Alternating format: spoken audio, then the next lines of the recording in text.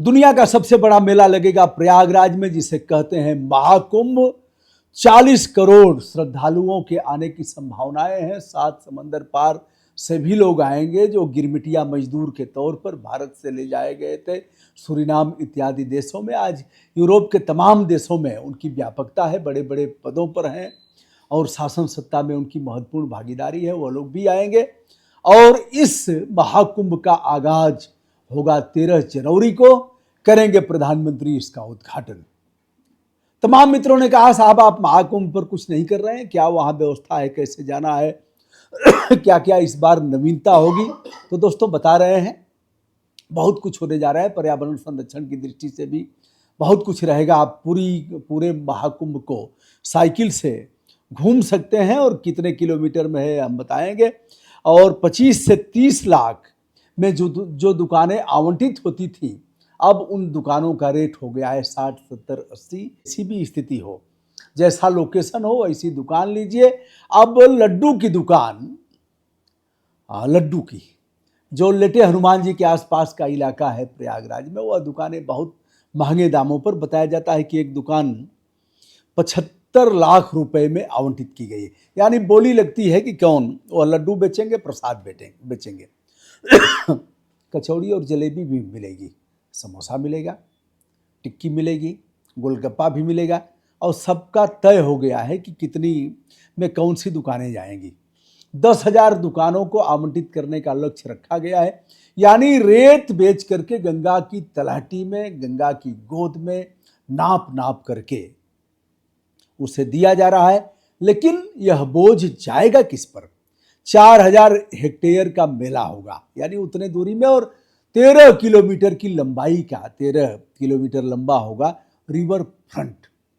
गंगा की सेहत में कितना सुधार हुआ है, यमुना मैया का क्या हुआ है, सरस्वती जी अदृश्य हैं, उसको भी हम दिखाने चल रहे हैं। पंडा पुजारियों के नाम जो जमीन आवंटित की जाती है, उसी पर जाकर के कल्पवासी कल्पवास करते हैं।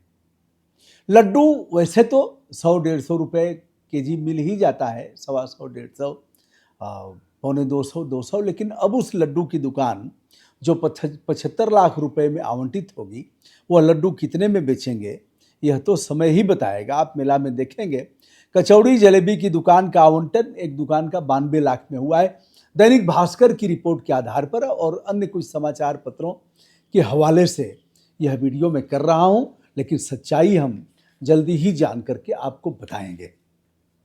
आप सभी इस बात से अवगत हैं कि महाकुंभ में 2019 में जो लगा था वो अर्ध कुंभ था, लेकिन 2025 का यह महाकुंभ है। और इसमें कितने करोड़ लोग आएंगे यह तो समय बताएगा। लेकिन तमाम स्नानों पर पहला स्नान 14 जनवरी को होगा, मकर संक्रांति का। 13 जनवरी को प्रधानमंत्री जी जाएंगे निषाद राज के यहाँ, यानी श्रृंगबेरपुर, जिसका वीडियो हमने दिखाया है, लाखों लाखों में वीडियो चला है। अगर आप प्रयागराज जा रहे हैं तो श्रृंगबेरपुर जरूर देखिए, जहाँ निषाद राज की राजधानी थी, जिन्होंने कहा था भगवान राम को पार उतारने के समय कि कमर भर पानी है प्रभु, घुस जाइए, आइए ना, निकलिए। और अगर नाव आपने स्पर्श कर दिया तो यह नारी हो जाएगी, स्त्री हो जाएगी, और स्त्री हो जाएगी तो हमारा धंधा बंद हो जाएगा। और फिर इतना बड़ा परिवार, पात भरी सहरी सकल सुत बारे बारे, केवट की जात कछु भेद ना पढ़ाई। हम सीधे साधे लोग हैं। फिर कहा कि यही घाट से थोड़ी दूर है, कटिलों कमर के बराबर पानी है, जू था दिखाई हूँ, जू थाहते चलूंगा आगे आगे, और आप पीछे पीछे आइए, आपको हम ऐसे नहीं जाने देंगे। तो यही है, सुन केवट के बैन ते प्रेम लपेटे अटपटे, बिहसे करुणा ऐन। कैसे है, आप इसको पूरा कर दीजिएगा, थोड़ा कमज़ोर हूँ लेकिन सब कुछ कह दूंगा तो आप क्या बताएंगे। तो दोस्तों, इस तरह से केवट निषाद राज की राजधानी से चलेंगे, निषाद राज की प्रतिमा का लोकार्पण करेंगे, और निषाद राज के का जो वह है नाव है, उसी से आएंगे संगम तट पर। कितना परिवर्तन हुआ है यह तो समय बताएगा। 150 से अधिक परियोजनाओं का उद्घाटन करेंगे प्रधानमंत्री जी। और 2019 में जब अर्ध कुंभ लगा था तो 80,000 टेंट लगे थे और इस बार 1.5 लाख से अधिक लगेंगे। तो आप इसी से अंदाज़ा लगा लीजिएगा कि कैसा होगा कुंभ, कैसा होगा महाकुंभ।